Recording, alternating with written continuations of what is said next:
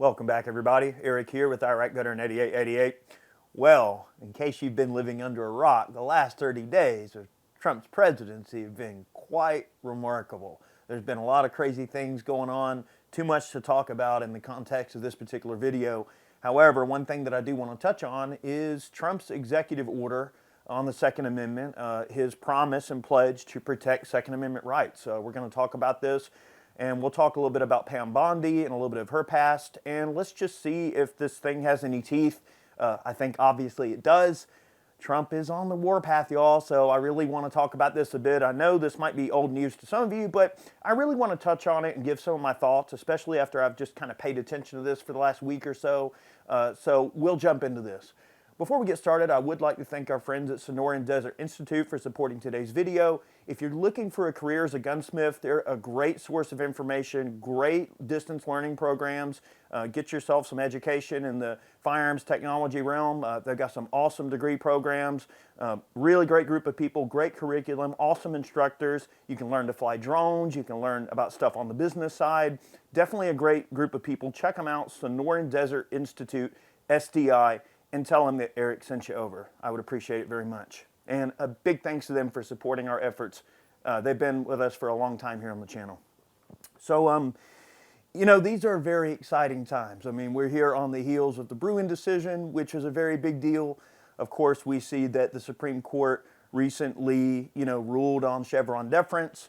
So all of these things create a giant building block, or set of building blocks, if you will, to create a situation where we can bring a house of restoring the Second Amendment together, okay? These rights have been long infringed upon from many different directions. Both the left and the right, both Republican and Democrat, have been guilty of infringing on our Second Amendment rights over the years. So it's not like gun control is necessarily mutually exclusive to just one party or just one color or just one flag, so to speak. This is something that we've been dealing with for years, and many of us in the 2A world, have fought long and hard to get to where we are right now. And there's lots of good folks out there that have been doing some really good work. And obviously, I am the Georgia State Director for Gun Owners of America. However, I think it's very important to give credit where it's due. And look, the guys at FPC are doing wonderful work. Definitely support them. Second Amendment Foundation, putting in the work. Of course, Dudley over at NAGR, great guy. Look, all of these folks are putting in some really solid work. And it takes an effort from all of us pushing from many different directions to apply pressure to these politicians to get them to do the things that we want them to do. And Trump made many promises to the Second Amendment community during, his running, his campaign. So we see now that this is all sort of coming to fruition. So what has Trump promised? What has he promised to deliver? Let's have a look at the executive order itself.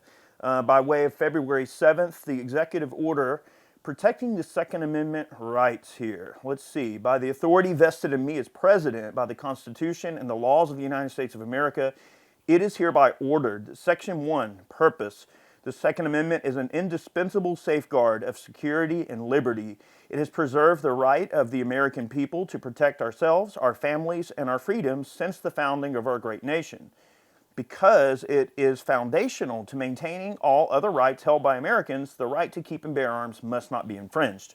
You would think that the wording of the Second Amendment would pretty much already state that, but hey, if we have to reiterate it, by all means, reiterate it. Section 2 calls for a plan of action. Now, I want to pause for a second, and we'll talk a little bit about Pam Bondi real quick. So, Trump's Attorney General pick is a lady out of Florida. Her name's Pam Bondi. So, there are some conflicting opinions about Pam Bondi and whether or not we can trust her as a Second Amendment pick. She does have some history in the state of Florida for pushing some anti-gun measures, namely, I believe, raising the firearm purchase age to 21 or something like that. I think the long gun purchasing age in the state of Florida to 21 from 18, supporting red flag confiscation orders, among some other things. I'll dig it up and show you. But basically, she has gone on record for supporting a lot of anti-gun measures in the past. So, whether or not she actually is going to protect Second Amendment rights is yet to be seen. However, in her confirmation hearing, she gave some lukewarm response to, when she was questioned about the Second Amendment and about, what she felt her role was in terms of enforcement and, dealing with the ATF and things like that. And she gave a very cookie cutter, broad answer when it comes to how she approached that. However, what she's actually going to do versus what she says is yet to be seen, but many in the Second Amendment community, including myself, have very lukewarm response to Pam Bondi. And what's funny is a lot of people on the Republican side especially failed to even bring up Pam Bondi's anti-gun past early in her early nomination, which is very surprising to me. It actually took some people bringing this up from the 2A side of the fence for even some gun groups to even jump on board and go, wow, like holy crap, we didn't dig on this lady, but sure enough, she does have some anti-gun stuff in her past. I just want that to be out there in case you didn't know it. Now look, Pam Bondi is a very well-qualified individual. She is a very skilled prosecutor. She is a very good legal mind. She is more than qualified to take on the job as Attorney General, obviously. So I don't want that to be a knock at AG Bondi's qualifications. It is certainly not. She is well qualified for the job. And I'm certainly not one to speak of someone's qualifications legally. I'm not a lawyer or anything like that. I'm just saying she's very well qualified for the job, but don't overlook her 2A transgressions in the past. And look, just like we don't want to overlook Trump's 2A transgressions in the past with the bump stock ban. We're going to get to that in a second. All right, so Section 2, Plan of Action. Within 30 days of the date of this order, the Attorney General, that's why I mentioned Pam Bondi, shall examine all orders, regulations, guidance, plans, international agreements, and other actions of executive departments and agencies to assess any ongoing infringements of the Second Amendment rights of our citizens and present a proposed plan of action to the President through the Domestic Policy Advisor to protect the Second Amendment rights of all Americans. In developing such a proposed plan of action, the Attorney General shall review at a minimum. All right, this is very interesting. Okay, so this is a very interesting political ploy that the President is making here. Now, I don't want to say that obviously his intentions aren't pure. They are, I'm sure. I have faith in our President to do the right thing and to have the right thing in mind, but look at the wording that he chooses in this executive order. It's very carefully worded to point the finger at the Biden administration. Listen to this. All presidential and agencies' actions from January 2021 through January 2025 that purport to promote safety but have impinged on the Second Amendment rights of law-abiding citizens, rules that are promulgated by the Department of Justice, including the ATF, from January 21st of 2025. Notice he gives a specific date range. He doesn't want to shine the light on his previous executive order against bump stocks, which the Supreme Court did shoot down. Look, I'll give credit where it's due, but I also have to give criticism where it's due. And in this particular situation, obviously, many gun owners are unhappy with Trump's decision to sign an executive order banning bump stocks. Now, that went our way in the Supreme Court and maybe opened up the way for this Chevron deference case. Anyway, just keep that in the back of your mind, okay? The agency's plans, orders, and actions regarding so-called enhanced regulatory enforcement policy pertaining to firearms and or federal firearms licensees. That could really have to do with these revocations that have picked up. Remember how I did that video where I talked about FFL revocations being up like some 300% or something? It's going to address that sort of thing. Reports and related documents issued by the White House Office of Gun Violence Prevention, the positions taken by the United States, and any and all ongoing potential litigation that affects or could affect the ability of Americans to exercise their Second Amendment rights. Of course, it goes on to talk about agencies' classification of firearms and ammunition, the processing of applications to make, manufacture, transport, or export firearms. And of course, it goes on to talk about implementation of after the order is submitted and general provisions. But overall, you get the gist of what the President is trying to accomplish. On the surface, what it really does paint, though, is a picture where he wants to place the immediate blame on the Biden administration, which, look, from a political perspective, is a very smart strategy for Trump because, you know, in politics, what do politicians want to do the most? They want to deflect their blame or deflect the blame somewhere else on someone else. I mean, it's just a known political strategy. Now, in this case, is there great blame that can be placed on the Biden administration in terms of 2A transgressions? Absolutely. We see plenty of things that have gone on. The frame and receiver rule, the brace ban. I mean, I'm sure I'm forgetting ones, but like revocation stepping up and all of this weaponization of the ATF against people, raids and things. I mean, there's all these sorts of things that we can look at, right? So he's not wrong to point the finger at the Biden administration initially in his order. But notice in the order, in the executive order, it says, in developing such proposed plan of action, the Attorney General shall review at a minimum. So that means that this is the bare minimum that he wants Pam Bondi to look at and come up with a determination on how to approach it moving forward. That doesn't mean that we as activists cannot pressure our government and inform and educate our government on many of the transgressions that have occurred in the past. Over hundreds of years, I mean, we're talking a long-standing system of infringement that has incrementally gotten worse and worse and worse. So what can we do as firearms advocates? What can we do as people who are involved in the lobbying process, involved in the process of going to our government and giving them our grievances? We simply educate them, okay? We have a much more logical, forward-thinking government that understands the pecking order right now. That would at least appear to be, the view that I have of it, okay? These are people that can be reasoned with, okay? These are people that can be educated and, logical people who will understand what is going on here. So where we really have a good opportunity as activists is to educate our government on the things that we want them to reverse. Long-standing infringements, the NFA, talk about taxing a right. Okay, there are so many things that we could go into in this video and make this video a whole hour of all the long-standing infringements. But you look at something as simple as the NFA and 4473s, the constitutionality of background checks, the constitutionality of weapons permits and permitting schemes and taxation schemes, and anything that involves a transaction to exercise a right should be null and void instantly. Okay, and that includes the NFA. I mean, remember, y'all, that the ATF was initially part of the IRS before they ever became the ATF. That is how the ATF got their start.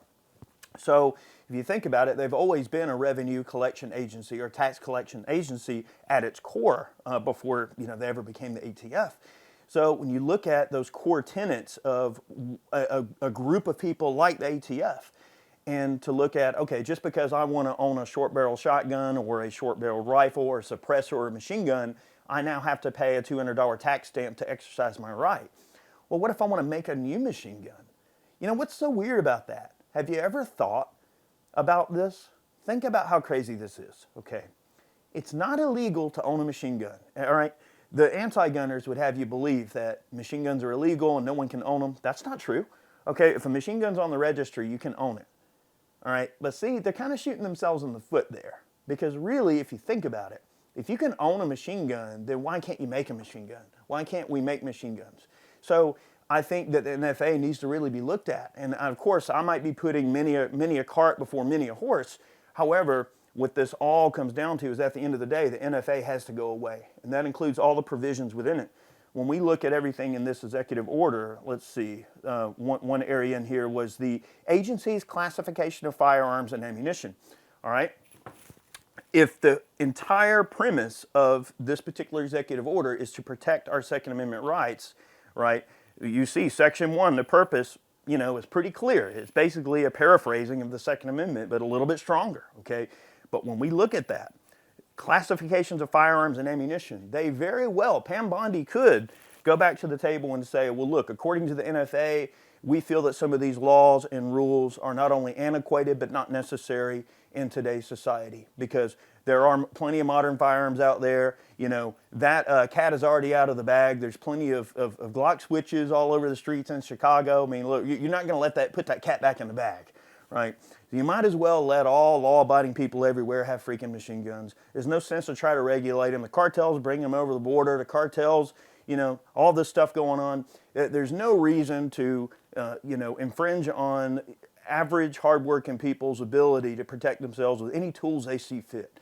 And I think at this particular juncture in time, where we are at as a society, where we are at as a country, I don't really see the issue with it.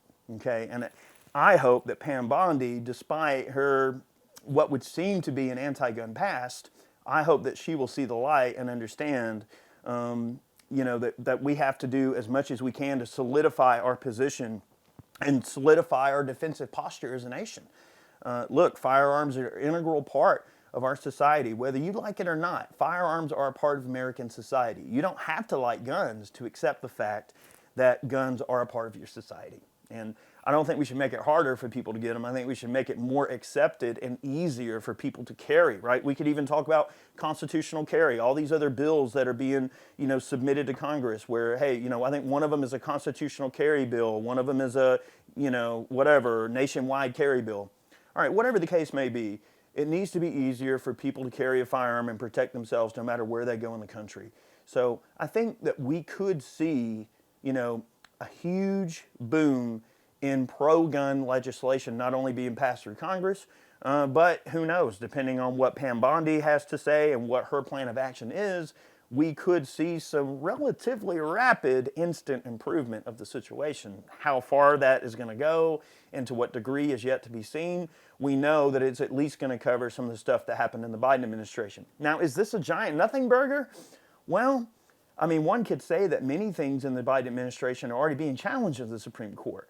So if Pam Bondi has a look at these things, well, she can just simply go back to Trump and say, well, the Supreme Court ruled that your bump stock ban was unconstitutional. The Supreme Court ruled that you can't, do this and that, and you can't, abuse Chevron deference and so on and so forth. And then the Bruin standard being what it is, if there's no historical foundation or no historical analog of laws, then all modern gun laws are essentially unconstitutional. So the framework is already there for them to essentially just write a big letter saying, hey, look, y'all screwed up. Abusing administrative power to, let's just say, get your way and try to impose restrictions that Congress didn't pass, whatever the case may be.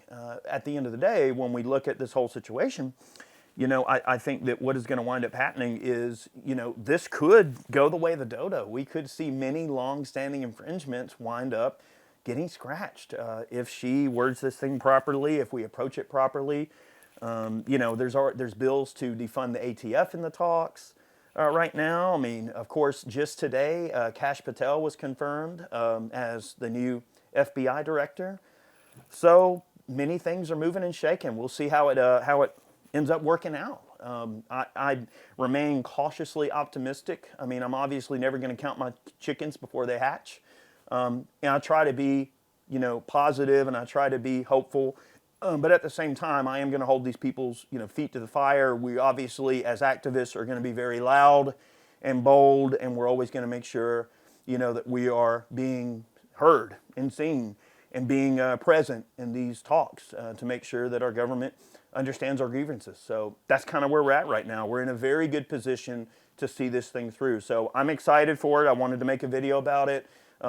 Thank you so much for watching today. I hope you all have a great day, and thanks so much for tuning in. Many more videos on the way. I've taken a little bit of time off from the studio. LLP is coming back, y'all. I'm bringing back Life, Liberty, and the Pursuit. I'll be dropping new episodes every week starting on April 1st, and I promise it's not an April Fool's joke. April 1st just happened to be the date we decided to drop, but we will be dropping new LLP episodes, so make sure you check in for that. And we're going to be completely redoing the studio. I'm not looking forward to this, but we do have to, bring in some new lighting. I'm going to change the set around for LLP, and maybe even the set for all of my normal videos here in the studio as well. I'll probably change the back wall up a little bit. So there's some rolling little housekeeping and changes and things like that that I just wanted to kind of give you an update on. But thanks so much for watching. Many more videos on the way. We'll see you soon.